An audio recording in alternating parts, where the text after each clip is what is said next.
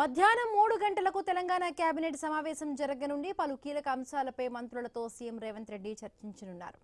సాగునీటి ప్రాజెక్టుల పురోగతిపై చర్చిస్తారంటూ కూడా తెలుస్తోంది. ఎల్నినో ఎఫెక్ట్ లోటు వర్షపాతంపై చర్చించే అవకాశం ఉంది. రైతులకు ప్రత్యామ్నాయ కార్యాచరణపై తెలంగాణ కేబినెట్ కీలక నిర్ణయాలు తీసుకోనుంది. మూసీ పునర్జీవం ఫేజ్ 1 పనుల పురోగతిపై చర్చిస్తారంటూ సమాచారం. గోదావరి బనకచర్ల వివాదంతో పాటు కృష్ణా గోదావరి జలాల అంశాలపై చర్చించే అవకాశం ఉందని తెలుస్తోంది.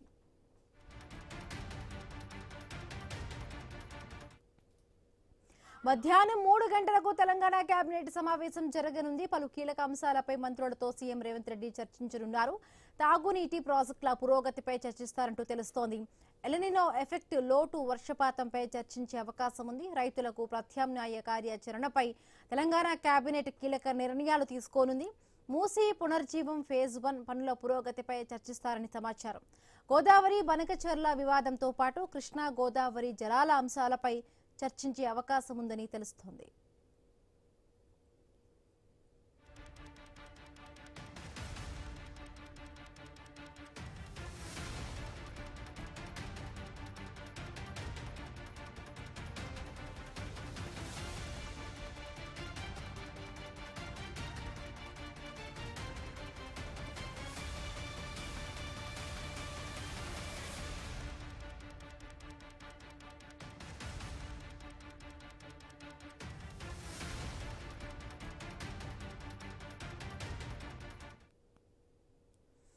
మధ్యాహ్నం 3 గంటలకు తెలంగాణ కేబినెట్ సమావేశం జరగనుంది. పలు కీలక అంశాలపై కూడా మంత్రులతో సీఎం రేవంత్ రెడ్డి చర్చించనున్నారు. ఈ కేబినెట్ భేటీకి సంబంధించి మరింత పూర్తి updates Telangana bureau chief Kiran అందిస్తారు. కిరణ్, యువబిందు తెలంగాణ రాజకీయాల్లో మరో కీలక ఘట్టానికి రంగం సిద్ధమైందని చెప్పొచ్చు. ఈ రోజు మధ్యాహ్నం 3 గంటలకు సీఎం రేవంత్ రెడ్డి అధ్యక్షతన కేబినెట్ సమావేశం జరగనుంది.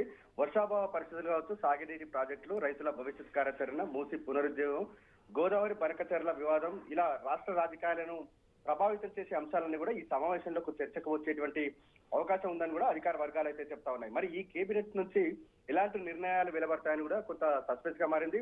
అదే ఇది సాధారణ కేబినెట్ సమావేశం కాదని రాష్ట్ర భవిష్యత్తుకు సంబంధించిన కీలక అంశాలపై దిశానిర్దేశం చేసే భేటీగా రాజకీయ వర్గాలు అయితే భావిస్తున్నాయి. ముఖ్యంగా లోటు వర్షపాతం కావచ్చు, ఎల్నినో ప్రభావంతో వ్యవసాయ రంగం ఎదుర్కొంటున్నటువంటి సవాళ్లపై కూడా ప్రభుత్వ నిర్ణయం ఏ విధంగా ఉంటుందని కూడా కొంత ఆసక్తికరంగా మారిందని చెప్పొచ్చు.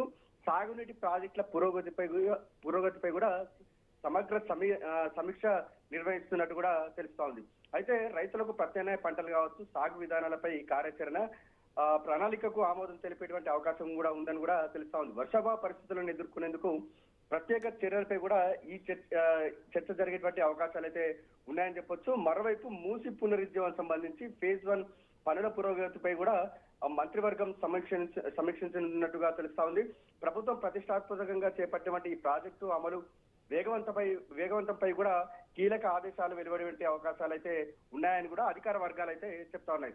అటు గోదావరి బనకచర్ల వివాదం చూసుకున్నట్లయితే కృష్ణా గోదావరి జలాల పంపిణీ అంశాలు కూడా కేబినెట్ అజెండాలో ఉండేటువంటి అవకాశాలు కూడా ఉన్నాయని కూడా చెప్పొచ్చు. పొరుగు రాష్ట్రాలతో జల వివాదాల నేపథ్యంలో తెలంగాణ ప్రభుత్వం తీసుకుపోయే వైఖరిపై కూడా రాజకీయంగా కూడా ఆసక్తి నెలకొందని చెప్పొచ్చు.